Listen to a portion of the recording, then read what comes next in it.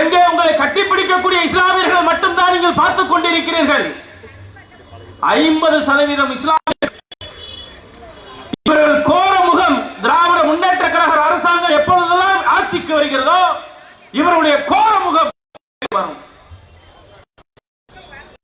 1997-98 கலவரம்.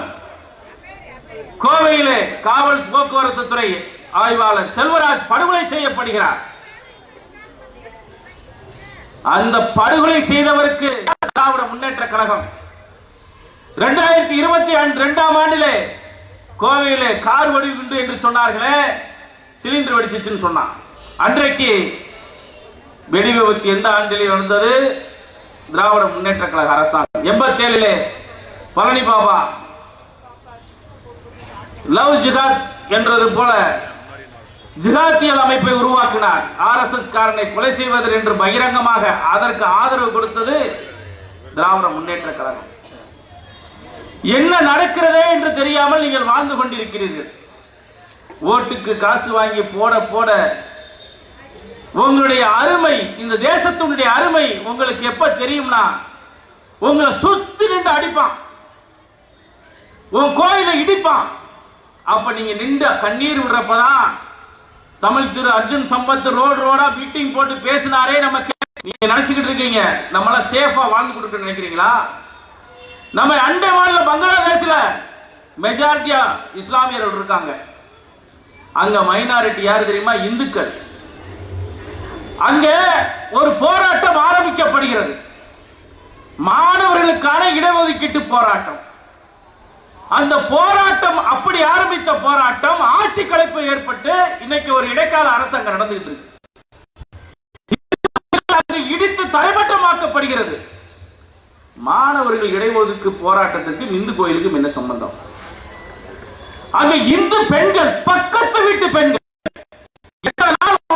அன்போடு அண்ணா என்று அழைத்திருக்க மாட்டார், எத்தனை முறை உன்னை அப்பா என்று அழைத்திருக்க மாட்டாள் அந்த இந்து பெண். அந்த பெண்ணை கற்பழிக்கிறார்கள்.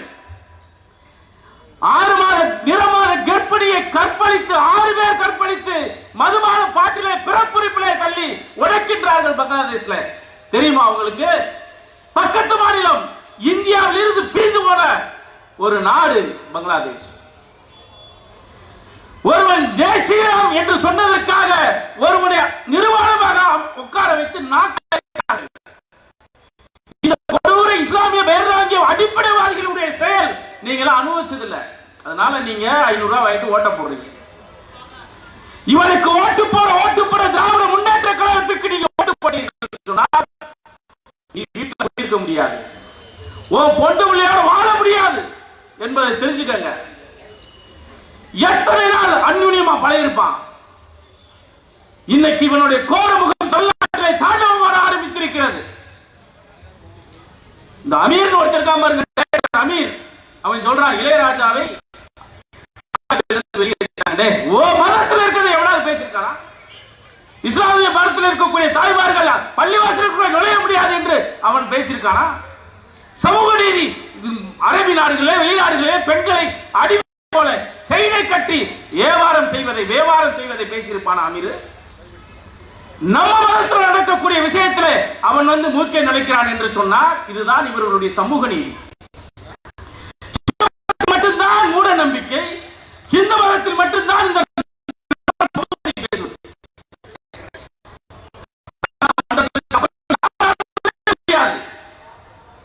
அது திருமாறனாக இருக்கட்டும், அர்ஜுன் சம்பத்ஜியா இருக்கட்டும், இளையராஜாவாக இருக்கட்டும். இளையராஜா இந்த நாட்டிலே திராவிட முன்னேற்ற கழகம் 1967 ஆட்சிக்கு வந்தது. ஒரு பட்டியலினத்தை சேர்ந்தவர்கள் அரியணையில் ஏற்றி அழகு பார்த்திருப்பார்களா? முதலமைச்சர் துணை முதல்வராக மாற்றியிருப்பார்களா? ஆனால் இன்றைக்கு மத்தியில் இருக்கக்கூடிய பாரத பிரதமர் நரேந்திர மோடி அவர்கள் ஒரு ஆதிக்குடி பெண்ணை இந்த தேசத்துடைய முதல் பெண்மணி குடிமகளாக மாற்றியிருக்கிறாரே. இந்த திராவிட மாடல் என்று சொல்வது திருட்டு மாடல். தனக்குத்தானே பெயர் சுட்டுக் கொள்வது, தனக்குத்தானே பேர் சிலை வைத்துக் கொள்வது. அவர்கள் அப்பா கலைஞர் உயிரோடு இருக்கின்ற பொழுது இலக்கியங்கள், பட்டிமன்றங்கள், நாடகங்களை நடத்தி தன்னை புகழ சொல்லி பக்கத்திலே உட்கார்ந்து ரசிப்பார். அதே வேலையை இன்றைக்கு ஸ்டாலின் செய்து கொண்டிருக்கிறார். அதே வேலையை உதயநிதி செய்கிறார். இந்த நாட்டில் இருக்கக்கூடிய பெரும்பான்மையான மக்கள் இந்து மக்கள் என்பதை அவர்களுக்கு தெரியும். ஆனால் உங்களிடத்திலிருந்து எப்படி வாக்கு பெறுவது என்றது அவர்களுக்கு தெரியும். இன்னைக்கு இந்த அமீர் ஒரு போதை பொருள் வியாபாரி. அவன் சொல்லுகின்றான் இந்த நாட்டிலே இருக்கிறது. சரி, அவன் என்னமோ சொல்ல போறான் அப்படின்னு பார்த்தா தேசபக்தி உள்ள படங்கள் வெளியாகிறது. ராணுவத்தின் மீது இருக்கக்கூடிய அந்த படங்கள், இந்த தேசபக்தி உணர்வு மிக்க படங்கள்லாம் வெளியே வர்றது, நாடு ஆபத்தான சூழ்நிலையில் இருக்கு அப்படின்னு சொல்ற அளவுக்கு இந்த திராவிட மாடல் ஒருவரை வளர்த்து வைத்திருக்கிறது என்று சொன்னால், குண்டு வைப்பதும் கொலை செய்வதும் ஜிகாத்திகள் வாழுகின்ற நாடா இது. தேசபக்தி படங்கள் கூட வெளியே வரக்கூடாது என்று சொல்லக்கூடிய அடிப்படைவாதிகளின் அறிவு மழுங்கி போய் கொண்டிருக்கிறது என்பதை தெரிந்து கொள்ளுங்கள். அமரன் என்ற ஒரு படம், முகுந்தன் என்ற ராணுவ வீரனுடைய உண்மை சம்பவம், அந்த உண்மை சம்பவத்தை கூட படமாக்க கூடாது என்று சொல்லி இன்றைக்கு வீதியில் இறங்கி போராடுகிறது எஸ்டிடி என்ற ஒரு பயங்கரவாத அமைப்பு. அந்த திரையரங்கிலே போய் பெற்றோர் அந்த பதட்டம் அவர்களுக்கு, அவர்கள் உண்மை முகம் வெளியே தெரியக்கூடாது என்பதற்காக. இவர்கள் ஒரிஜினாலிட்டி அதுதான். உங்ககிட்ட கட்டி பிடிக்கிறதெல்லாம் பொய், உங்ககிட்ட அன்பா பேசுறதெல்லாம் பொய். இஸ்லாத்திலே சொல்லப்பட்டிருக்கிறது சொர்க்கம் எங்கிருக்கிறது என்று சொன்னால் உன் தாயின் காலிலே இருக்கிறது என்று சொல்கிறார்களே, அந்த தாயின் காலிலே கூட அவர்கள் விழுக மாட்டார்கள். அந்த குர்ஆனில் சொல்லப்பட்ட அந்த தாயின் காலிலே கூட விழுக மாட்டார்கள். அல்லாஹ் ஏக இறைவன் அல்லாஹ்வை தவிர யாரு காலிலும் விழுக மாட்டோம் என்று சொல்வார்கள். அவர்கள் மதம் என்று வந்துவிட்டால் மனித நேயத்தை தூக்கி எறிந்து விடுவார்கள் என்பதை நீங்கள் புரிந்து கொள்ள வேண்டும். அவர்களுக்கு மதத்தை தாண்டி அவர்களுக்கு எதுவுமே பெரிதல்ல. மனித நேயம் என்பது அவர்கள் இடத்திலே இல்லை. அது பொய்யான அந்த விதையை அவர்கள் மனித நேயம், நாங்கெல்லாம் ஒன்னா இருக்கோம். அப்படி ஜவஹர்லால் ஒருத்தர் இருக்கிறான், அவன் தான் முன்னாள் அனுபவ தலைவர். அதுக்கு என்ன காரணம்? பாரதிய ஜனதா கட்சியை எதிர்க்கிறார்கள் இஸ்லாமியர்கள். அவர்கள் இடத்திலே நான் அழைத்து கேட்டேன், பாரதிய ஜனதா கட்சியை எதிர்ப்பதற்கு ஏதாவது ஒரு காரணத்தை சொல்லுங்கள் என்று கேட்டேன். அவர்கள் இடத்துல பதில் இல்லை. காரணம், பாரதிய ஜனதா கட்சி இந்துக்களுக்கான கட்சி, இந்துக்களுக்கான கட்சி என்பதற்காகத்தான் அதை எதிர்க்கிறார்களே தவிர பாரதிய ஜனதா கட்சியை குற்றம் சொல்வதற்கு அவர்கள் இடத்துல பதில் இல்லை. சிஏஏ, என்ஆர்சி, என்ஆர்பி, குடியுரிமை நம்மெல்லாம் இந்த நாட்டை விட்டு விரட்டி விடுவார்கள், பாகிஸ்தானுக்கு அடித்து விடுவார்கள் என்று சொன்னார்களே. எத்தனை இன்றைக்கு நடைமுறையில் இருக்கிறது அந்த சட்டம்? எத்தனை இஸ்லாமியர்கள் இந்த நாட்டை விட்டு வெளியேறிவிட்டார்கள்? எத்தனை பேர் இந்த நாட்டுக்குள்ளே இன்று வரைக்கும் சுதந்திரமாக வாழவில்லையா? மக்களிடத்திலிருந்து பாரதிய ஜனதா கட்சியினுடைய மரியாதை கெடுக்க என்பதற்காக பாசிச சக்திகள், பாசிசவாதிகள் என்று உங்களை அவர்கள் திசை திருப்புகிறார்கள். இஸ்ரேலிலே தாக்குதல் நடக்கிறது. இஸ்ரேலில் தாக்குதல் எதனால் நடக்கிறது? ஹமாஸ் பயங்கரவாதிகள் இஸ்ரேல் என்ற ஒரு நாட்டிலே அயர்ந்து தூங்கிக் கொண்டிருக்கக்கூடிய இஸ்ரேல் என்ற ஒரு கிறிஸ்தவ நாட்டின் மீது அமைதியாக தூங்கிக்கிருந்த அதிகாலையிலே 27 நிமிஷத்தில் 5000 ரசாயன குண்டுகளை போட்டார்கள்.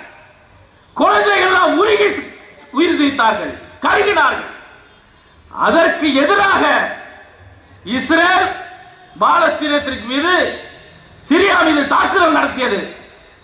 அதற்கு என்ன நடந்துச்சு தெரியுமா?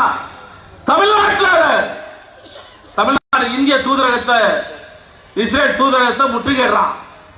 தமிழ்நாடு முழுவதும் ஆர்ப்பாட்டம் நடக்கிறது. இதை கண்டித்து தீர்மானம் போடுறான். உலக இந்த கேரளாவில் இந்தியா அவர்கள் மீது போர் தொடுக்க வேண்டும் என்று தீர்மானம் போடுகிறானே.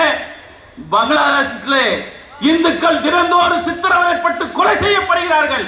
அங்கே கிசான் அமைப்பை சேர்ந்த இந்து மத தலைவர் கைது செய்யப்பட்டிருக்கிறார். அந்த கைது செய்யப்பட்டவருக்காக வழக்க நீதிமன்றத்தில் யாராவது ஒரு வழக்கறிஞர் ஆஜராகிறீர் என்று சொன்னால் அவர்களை கொலை செய்வோம் என்று சொல்கிறார். இதுதான் இவர்களுடைய சமூக நீதி. மக்கள் மனித குலத்தின் எதிரி, இஸ்லாமிய பெயர் தாங்கிய அடிப்படை பயங்கரவாதிகள். கோவை பாட்சா இந்த தேச விடுதலைக்கு பாடுபட்டவரா? எத்தனை அரசியல் கட்சி தலைவர்கள் மரண ஓலை அந்த இரங்கல் செய்தி வெளியிட்டு இருக்கிறார்களே, ஐயோ பாவம், பல ஆண்டுகளாக சிறையில் இருந்தவர். பல ஆண்டு காலம் சிறையிலே எதற்காக இருந்தார்கள்? இந்த தேச விடுதலைக்காக பல ஆண்டுகளாக சிறையில் இருந்தார்களா? இந்த மக்களுக்கு நல்வாழ்வு பெற வேண்டும் என்பதற்காக நாட்டில் சிறையில் இருந்தார்களா? யார் அவர்கள்? மக்களை கொண்ட காட்டு மிருகங்கள், மக்களை கொண்டவர்கள், மக்களை 58 பேரை துள்ள துடிக்க வெடி உண்டு வைத்து கொன்றவர்கள் அவர்கள். 257 பேர் நிரந்தரமாகி அங்கே அமர்ந்திருக்கிறார்கள். அவர்கள் விடுதலை செய்ய வேண்டும் என்று சொல்லி இந்த திராவிட முன்னேற்ற கழக அரசாங்கத்தில் சட்டசபையிலே தீர்மானம் போட்டார்கள். இவர்கள் மனிதனுடைய ஊர்வலம் என்பது அரசால் குற்றம் சுமத்தப்பட்டு ஒரு குற்றவாளி பரோலில் வந்த ஒரு கைதிக்கு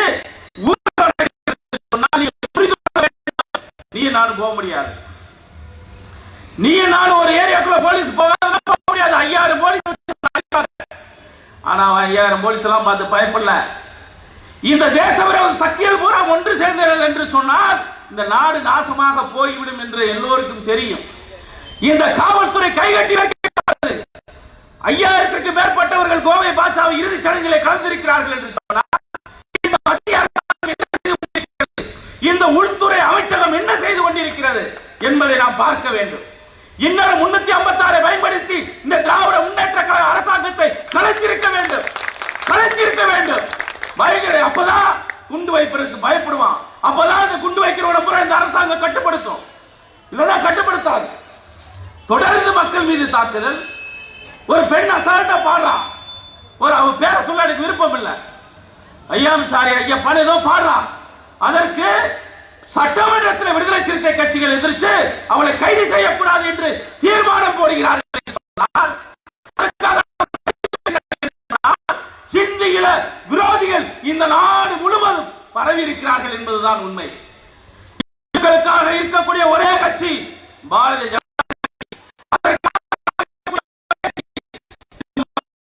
ஜனதா தோழமையாக இருக்கக்கூடிய கட்சி தென்னிந்திய ஃபார்வர்ட் பிளாக் கட்சி. உங்களுக்கு எங்களை விட்ட நாதியே கிடையாது, நாதி கிடையாது. உங்களுக்கு தெரிஞ்சுக்கங்க. 500 ரூபாய் வாங்கிட்டு ஓட்டு போடுறீங்களா? பங்களாதேஷ்ல நடந்தது கோவில்பட்டியில நடக்கும், உங்களுக்கு தெரியாது. அவருடைய கோரமுகம் உங்களை நீங்க பார்த்ததில்ல, நாங்க பார்த்திருக்கோம். அவங்க கோரமுகத்தை நாங்கள் பார்த்திருக்கிறோம். திராவிட முன்னேற்ற கழகம் யோசித்து பாருங்கள். இந்த தேசத்திற்கு விடுதலை வேண்டாம் என்று சொன்ன ஒரு கூட்டம் இந்த நாட்டை ஆண்டு கொண்டிருக்கிறது. இந்த சுதந்திரம் பெற்ற பொழுது இந்த தேசிய கொடியை எரித்த ஒரு கூட்டம் இந்த நாட்டை ஆண்டு கொண்டிருக்கிறது. இந்த சுதந்திர நாள், இந்த நாள் எங்களுக்கு இருட்டு நாள் என்று சொன்ன ஒரு கூட்டம் இந்த நாட்டை ஆண்டு கொண்டிருக்கிறது என்று சொன்னால் உனக்கும் எனக்கும் என்ன பாதுகாப்பு இருக்கும்? தமிழனை தந்த பெரியார் தமிழை அவர் எப்படி வர்ணித்தார் தெரியுமா? தமிழ் ஒரு காட்டு மிராண்டி மொழி. தமிழ் தங்கத்தட்டில் வச்ச திருக்குறள் தங்கத்தட்டிலே வச்ச ஒரு மனம். பெண் சுதந்திரம் பேசுவான், பெண் சுதந்திரம் படுக்கிறதுல மட்டும்தான் பெண் சுதந்திரம். ஒரு ஒழுக்கம் கட்ட ஒரு கூட்டம் இருக்கும். கணவனை கடக்காத பெண்கள், மனைவி கடங்காத ஆண்கள், இவன் பூரா ஒரு கூட்டமா செஞ்சு திராவிட கழகம் ஒன்று வச்சுக்கிட்டு அசிங்கமா வாழ்வியல் முறையை நடத்துறவன் தான் இந்த பெண் சுதந்திரத்தை பத்தி பேசுவான். சுயமரியாதை என்னங்க? தம்பி ஹரி உட்கார்ந்துருக்கான். இப்ப நான் அவனை வயிறேன்னு வச்சுக்கங்க, அவன் குறைஞ்ச வச்சு நீ அடிக்க வரணும், இல்லைன்னா இதுதான் சுயமரியாதை. ஏதோ மைனஸ் அவன் பிளஸ் ஆக்கி வச்சிருக்கான். பெரியார செருப்பை கொண்டு அடிக்கிறான், அந்த செருப்பை பிடிங்கி அடிக்க சுயமரியாதைக்காரன். இவன் அந்த செருப்பை பூரா வாங்கிட்டு வந்து ஏலம் போட்டு வித்த வேண்டிய சுயமரியாதை தலைவர் என்றான். இப்படிப்பட்டவங்களை வச்சுக்கிட்டு நம்ம எண்ணத்தை நம்ம விடுதலை அடைய போறோம். காவல்துறையில ரெஸ்ட் எடுங்க, நீங்க எந்த வேலையும் பார்க்காதீங்க. நான் சொல்றேன், டெய்லி ஒரு கொலை நடக்குது. திராவிட முன்னேற்ற கழக அரசாங்கம் வந்ததற்கு அப்புறம் 5013 கொலைகள் நடந்திருக்கிறது தமிழ்நாட்டில். எல்லாம் போலீஸ் கைதிட்டு தான் வேடிக்கை பார்க்குது. ஏன்னா இந்த திராவிட முன்னேற்ற கழகம் 10 ஆண்டு காலம் கழித்து ஆட்சிக்கு வந்தது. 10 ஆண்டு காலம் கழித்து ஆட்சிக்கு வந்ததற்கு அப்புறம் தொடர்ந்து படுகொலைகள். இந்த படுகொலை யாரு?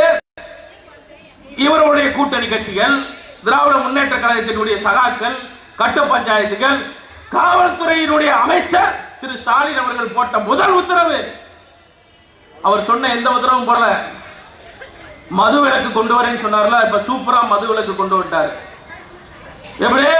நானே சாராய கடை ஓனரு, நான் தான் சாராய கடைக்கு முதலீடு பண்ணியிருக்கேன், சாப்பிடுறேன். ஆனா உனக்கு இந்த சாத்தான் வேதம் ஓதுறது மாதிரி நீங்களாம் குடிச்சிடாதீங்கப்பா, நீங்க செத்து போயிருவீங்க, உனக்கு குடும்ப குட்டி இருக்கு, நீ நல்லா இருக்கணும். இலையை ஒண்ணு நாங்க மெண்டலா இருக்கணும், இல்ல நீங்க மெண்டலா இருக்கணும். என்ன நடக்குதுங்க? நீட்டை ஒதுக்கிறேன்னு சொல்லி வந்தீங்க, சாராய கடையை திறந்து வச்சு திருமாவளவன் ஒரு தலைவர் இருக்காருங்க, அருமையான தலைவர். அவர் வந்து திருமாவளவன், அது ஒரு இஸ்லாமிய பிரிவு, அது வந்து ஜனநாயக கட்சி இல்ல, அது ஒரு சாதிய இஸ்லாமிய பிரிவு. அவரு தொடர்ந்து என்ன சொல்றாருன்னா, மதுவிலக்காக நான் போராடுவேன் சொன்னார். அப்ப ஸ்டாலின் வெளிநாட்டில் இருந்தார். வெளிநாட்டில இருந்து வர்றதுக்கு முன்னால நான் கூட்டணி விட்டு வந்து வெளியே வந்துருவேன், நான் வந்துட்டேனா இந்த மதுவிலக்கை நான் அமல்படுத்தாம விட மாட்டேன் அப்படின்னு சொன்னாரு. ஸ்டாலின் வந்தோட இந்த பாம்பு பொட்டிக்குள்ள கிடக்கு தெரியுமா, பொட்டி பாம்பு, அந்த பாம்பு மாதிரி சுருண்டுகிட்டே நிமிர்ந்து பார்க்க மாட்டாங்க. அவன் கமலாலயத்துக்குள்ள திருமாவளவன் உள்ள போயில பாருங்க, அவர் நிமிர்ந்தே பார்க்க மாட்டார், குனிஞ்சுக்கே உள்ள போய் உள்ள வச்சு என்ன ஒன்னாங்க தெரியல, உள்ள வச்சு ஒரு ரகசிய அறைவில் வச்சு ஏவா வேலு ஸ்டாலின் எல்லாம் சேர்ந்து பேசி மாசம் 10 கோடி ரூபாய் கொடுத்துருப்பா, முடிஞ்சு போச்சு. அந்த மாநாட்டுக்கு ரிப்பன் வெட்ட வாரது தெரியுமா, சாராய கடை ஓனரை கூட்டு வரான். அந்த மதுவிலக்கு மாநாட்டுக்கு ரிப்பன் வெட்டுறதுக்கு சாராய கடை ஓனர் ஆறு அவன் ஒரு திருமண அங்க இருக்கக்கூடிய சாராய கடை அதிபர்கள் எல்லாம் கூட்டிட்டு வந்து 2 அமைச்சர் டிகேஎஸ் இளங்கோன்னு நினைக்கிறேன், இவங்க 2 பேரை கூட்டிட்டு வந்து அங்க வந்து மதுக்கடை யார் நடத்துறா, திமுக நடத்துது, பிசிக நடத்துது. அந்த கூட்டத்துக்கு வரவெல்லாம் யாரு, திமுக கூட்டணியில் இருக்கவே முடியும். திமுக தான் கிருன்றான் பக்கத்துல வந்து, பக்கத்துல இருக்க போற முறைச்சினை எவனா பேச முடியுமா? இப்படி மக்களை முட்டாளாக்கக்கூடிய அரசியல்வாதிகள் இருக்கும் வரை நீ நான் சந்தோஷமா இருக்க முடியாது. முதல்ல நல்லா தெரிஞ்சுக்கங்க, 500 ரூபான்றது 35 பைசாக்கு கீழே 365 நாள்ல இதை வாங்கி நம்ம என்ன பண்ணோம்?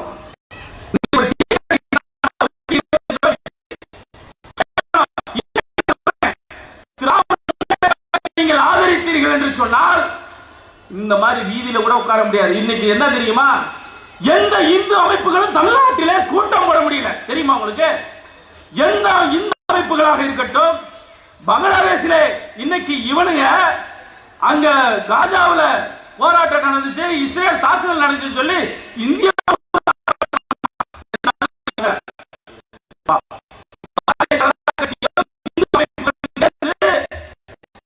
ஒரு ஆர்ப்பாட்டத்தை அனுமதி கொடுத்துட்டு காலையில் எல்லாத்தையும் அரெஸ்ட் பண்றாங்க. பங்களாதேஷில் நடக்கக்கூடிய இந்துக்களுக்கான கொடுமைக்காக நாங்க ஆர்ப்பாட்டம் பண்றோம். ஆனா எங்களை பிடிச்சு கைது பண்ணி உள்ள வைக்கிறான், அவனை யாரு ராஜா மாதிரி அவனை அனுப்பிச்சு விடுறான். போய் முற்றுகை போராட்டம், இஸ்ரேல் தூதரகத்தை அடிச்சு நொறுக்கிற வரைக்கும் வேடிக்கை பார்க்கல இந்த காவல்துறை.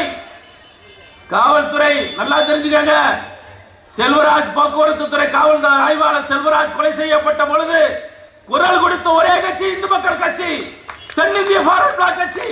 இங்க லென்சன் இன்ஸ்பெக்டர் ஆய்வாளர் ஆய்வில் இருந்த பொழுது ஒரு பயங்கரவாதிகள் கூட்டினார்கள்.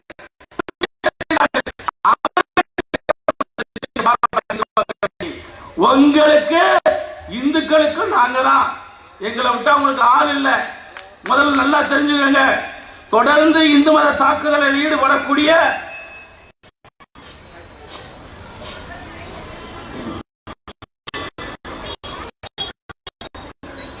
யாகூப்னு ஒருத்தர், தாமரத்தினுடைய ஒரு கவுன்சிலர், மனிதநேய மக்கள் கட்சி யாகூப்,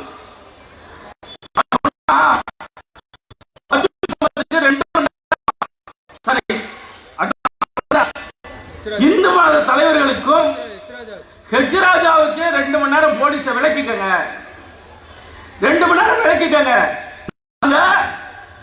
அந்த ஹெச்ராஜாவை கொலை செய்வோம். திருமாறன் பேசிட்டு இறங்க முடியுமா? இங்க 2000 போலீஸ் நிற்கும். ஒரு பாயை நான் பேசிட்டீங்க, இறங்குறதுக்குள்ள 2000 போலீஸ் நிற்கும். ஆனா ஒரு பாய் பேசலாம் இங்க, தெரிஞ்சுக்கங்க அவங்க கோர முகத்தை. இந்த திராவிட முன்னேற்ற கழகத்தின் அரசாங்கத்தினுடைய லட்சணத்தை நீங்க தெரிஞ்சுக்கங்க. ஒரு கட்சியினுடைய மாநில பொதுச் செயலாளர், பாரதிய ஜனதா கட்சியினுடைய முன்னாள் சட்டமன்ற உறுப்பினர், அவரை 2 மணி நேரம் காவல் விலக்கிக்க நான் கொலை செய்வேன் சொல்லி பேசுறானே, இந்த கோயில்பட்டி மண்ணில இருந்து சொல்றேன், 1982 கலவரம், மண்டைக்காட்டு கலவரத்தை நீ மனசுல வச்சுட்டு பேசு. இப்படி சுரண்டிக்கிட்டே இருந்த நீ, இப்படி சுரண்டிக்கிட்டே தான் இருந்த, ஒரே நாள் அடி இன்ன வரைக்கும் மண்டைக்காடு அமைதியா இருக்கு. அதே போலதான் 2002 குஜராத்ல சட்டவிரோதமாக குடியேறியவர்கள் பூரா அங்க உட்கார்ந்துட்டு இந்து மத பெண்களை கற்பழிச்சு சூறையாடினா, பிரச்சனை பண்ணிட்டே இருந்தான். கோத்ரா ரயிலை எரிப்பெயர்ந்து 58 பேரை ரயிலோடு எரிச்சு கொண்டான் அந்த அடிப்படைவாதிகள். ஒரே நாள் அடி இன்ன வரைக்கும் குஜராத் அமைதியா இருக்கு. 98 கோவையில குண்டு வெடிப்பு, ஒரே நாள் அடிச்சோம், இன்ன வரைக்கும் கோயம்புத்தூர் அமைதியா இருக்கு. இந்த யாகுப்பு மனிதநேய மக்கள் கட்சி பேரை பட்டிக்கலாம், மனிதநேய மக்கள் கட்சி, மனுஷன நேசமே இது கிடையாது. அவங்க பேர் பாத்தீங்கன்னா மனிதநேய மக்கள் கட்சி. இவங்க ஓம்கார் பாலாஜி, எங்க தவழ்திரு அர்ஜுன் சம்பத், அவனை நான் சொல்லுவேன், அவன் தான் இன்றைக்கு வாழ்கின்ற பகத்சிங், ராஜகுரு சுகதே. இன்னைக்கு ஓம்கார் பாலாஜி தான் வீரபாண்டிய கட்டபொம்மன் கேட்டான் கடைசி நேரத்தில் அனைத்து பாளையக்காரர்களும் படித்து விட்டார்கள், நீ ஒருவர் மட்டும் மன்னிப்பு கேட்டால் உன்னை விட்டு விடுகிறேன் என்று சொன்னான் ஆங்கிலேய சிப்பாயி. அப்பொழுது சொன்னான் வீரபாண்டிய கட்டபொம்மன், மன்னிப்பு, இந்த ஒரு வார்த்தை என் தாய் கேட்டிருந்தால் அவன் பேச்சாலே உன்னை கருக்கி கொண்டு போனான். நீ என்ன செய்ய போறேன்னு எனக்கு தெரியும், தூக்கு மேடா, தூக்கு மேடை பஞ்சு மத்தன் ஏறினா வீரபாண்டிய கட்டபொம்மன். அதே போலதான் என்னுடைய தம்பி ஓம்கார்நாதன், அர்ஜுன் சம்பத்தோட பையன், நீதிமன்றத்தில் அந்த நக்கீரன் கோபால், அது யார் தெரியுமா, நிகரான போலீஸ் என்று சொல்லக்கூடிய இந்த நாயி, களவாடி நாயி, அந்த வீரப்பனை காட்டி, அவன் தான் போய் வீரப்பனை காட்டி கொடுத்து கலைஞரோட டீல் பேசி அந்த காலத்தில் 100 கோடி ரூபாய் வாங்கி அவன் வீரப்பனுடைய சாவுக்கு காரணமானவன் இந்த நக்கீரன் கோபால். அந்த நாயை பேசுறது இந்த சினிமா படங்கள்லாம் பார்த்துருக்கீங்களா, சிலையட அப்படி கையில பிடிச்சு இப்படி ஒரு போட்டா, இப்படி ஒரு போட்டா, அது எங்களுக்கு போட்டா இல்ல, எங்களுடைய ரிவார்டு, அது எங்கள் ஓம்கார் பாலாஜிக்கு கொடுக்கப்பட்ட அவார்டு, அது நாங்க அப்படிதான் பார்க்கிறோம். அங்க நீதிமன்றத்தில் போய் நீதிபதி கேட்கிறான், பார்க்கின்ற பொழுது ஓம்கார் பாலாஜியை பார்க்கின்ற பொழுது நான் 1924 நடந்த நினைவிலே வருகிறது. சந்திரசேகர் ஆசாத் என்ற ஒரு சுதந்திர போராட்ட வீரன், 24 வயதிலே 65 குண்டுகளை நெஞ்சிலே வாங்கிய ஒரு மாவீரன். அந்த மாவீரனை 14 வயதிலே கொண்டு போய் நீதிமன்றத்தில் நிறுத்தினார்கள். ஒத்துழையாமை இயக்கத்திலே போராடினான் என்பதற்காக நீதிமன்றத்தில் போய் கேட்டார்கள், உன் பெயர் என்ன, சின்ன பையலா இருக்க, உன் பெயர் என்ன, சுதீன், சுதீன் என்றால் சுதந்திரம். அடுத்து உங்க அப்பா பேர் என்ன, ஆசாத், ஆசாத் என்றால் சுதந்திரம். கட்டுப்பாயிட்டான். சரி நீ மன்னிப்பு கேட்க விட்டுறேன்னு சொன்னான். மன்னிப்பு எல்லாம் கேட்க முடியாது, உன் வீடு என் சிறைச்சாலைன்னு சொன்னான். அதே போலதான் என் தம்பி ஓம்கார் சொன்னான், என்னுடைய வீடு சிறைச்சாலையாக இருந்தாலும் பரவாயில்லை, இவனை நக்கீரனை பேசுவதற்காக நான் மன்னிப்பு கேட்க மாட்டேன் என்று சொன்னார். நீதிபதி சொன்னார், நீ மன்னிப்பு கேட்க வேண்டும் என்று. அதற்கு என் தம்பி ஒரு கடிதம் கொடுக்கிறான். அந்த கடிதத்திலே நீங்கள் சொல்வதற்காக, நீதிமன்றம் என்னை வலியுறுத்துவதற்காக நான் மன்னிப்பு கடிதத்தை கேட்கிறேனே தவிர என் மனசாட்சிக்கு விரோதமாக மன்னிப்பு கேட்க மாட்டேன் என்று சொல்லி சொன்னதனால் 16 நாள் சிறையிலே இருந்தான் என்னுடைய அன்பு அர்ஜுன் சம்பத்துடைய பையன். இதெல்லாம் இணையா பேசிட்டு நம்ம இன்னைக்கு இளையவரசர், அந்த ஒன்றைய நடிகர், துணை முதல்வர், அவர் ஏப்பா இந்து சனாதன தர்மத்தை கேள்வி பண்ணி பேசினியா? ஆமாங்க ஐயா, தெரியாம பேசிட்டேன், மன்னிச்சுக்கங்க, வந்துட்டேன். இவனு தலைவர், பெரியாரு இன்னைக்கு வெக்கம் இல்லாம அம்பேத்கரை பேசிட்டாரு. விடுதலை சிறுத்தை கட்சி ஆர்ப்பாட்டம் பண்றிய, வெக்கமா இல்ல உனக்கு? வெக்கமா இல்ல? ஒடுக்கப்பட்ட தாழ்த்தப்பட்ட மக்களுக்காக சட்டம் எழுதினார் என்பதற்காக, ஒரே அந்த எண்ணத்துக்காக பெரியார் அம்பேத்கருடைய சட்ட புத்தகத்தை எரித்தார். அந்த சட்ட புத்தகத்தை எரித்து விட்டு அரசியல் பண்றான். அம்பேத்கர் தான் என் கடவுள்றான். அந்த சட்ட புத்தகத்தை எரித்தான் பெரியார். அதற்கு நீதிமன்றத்தில் பெரியாரை போய் நிப்பாட்டிய பொழுது அவன் சொன்ன வார்த்தை, நான் எரிக்கவே இல்லைங்க, வெறும் வெள்ளை பேப்பரை எரிச்சேன். இவங்க தான் தமிழக தலைவர்கள், இவன் தான் தமிழக காவலர்கள், ஒண்ணுக்கும் ஆகாதவர்கள். நன்றாக தெரிந்து கொள்ளுங்கள், இந்த சுதந்திர போராட்டத்திற்கும் இவர்களுக்கும் ஒரு சம்பந்தமும் இல்லை. தெய்வ திருமணார் பசுமன் முத்துராமலிங்க தேவர் 14 வயதிலே தண்டி யாத்திரை உப்பு சத்தியாகிரகத்தில் கலந்து கொண்டார். இவன் கலந்துருக்கானா? 24 வயசுல 14 வயசுல பொம்பளை வீட்டில் படுத்து போறான். கொண்டாட்டிய சோறாக்கிட்டு வர சொல்லி அந்த வைகா ஆத்தங்கரையில படுத்துக்கிட்டு விவசாயியோட படுத்துக்கிட்டு கொண்டாட்டிய சோறு வாங்கிட்டு வான்னு சொன்னவன் தான் இன்னைக்கு தமிழக தலைவர், தமிழக காவலர். இவன் தான் சமூக நீதி போராளி.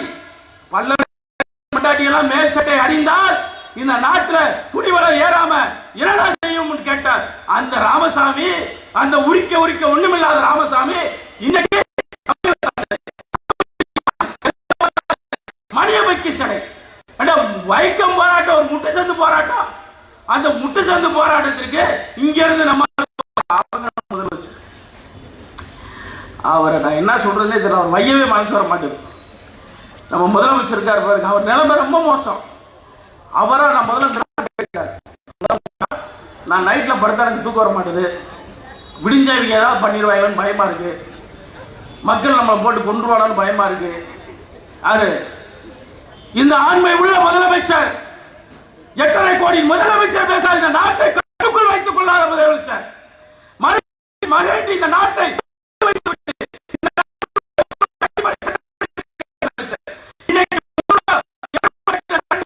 3000 ரூபாய் கட்டிக்கிட்டு இருக்கோம். இன்னைக்கு சொத்து வரி, நலவரி எல்லாம் ஏறி போச்சு. 1000 ரூபாய் கொடுத்துட்டு உங்ககிட்ட கொடுத்துட்டு டாஸ்மார்க்ல புடுனா. இப்படிப்பட்ட நாட்டிலே நாம் வாழ்ந்து கொண்டிருக்கிறோம் என்பதை நீங்கள் புரிந்து கொள்ள வேண்டும். தயவு உங்கள் இரு பாதங்களை தொட்டு வணங்குகிறேன். திராவிட முன்னேற்ற கழகம் அரசாங்கம் பயங்கரவாதிகளின் அரசாங்கம், பயங்கரவாதிகளுக்கு ஆதரவாக இருக்கக்கூடிய அரசாங்கம். இன்றைக்கு கோவை பாட்சா என்று அவன் இறுதி சடங்குக்கு அனுமதி கொடுத்து மரியாதை செய்த இந்த அரசாங்கம், 58 உயிர்களை மதிக்காத இந்த அரசாங்கம், 250 பேரினுடைய வழிகளை உணராத இந்த அரசாங்கம் வேறடி மண்ணோடும் இந்த நாட்டிலிருந்து பிடுங்கி எறியப்பட வேண்டும் என்று சொல்லி பேச வாய்த்தமைக்கு நன்றி பாராட்டி விடைபெறுகிறேன். நன்றி, வணக்கம். பாரத் மாதா கி ஜெய். ஜெய் ஹிந்த்.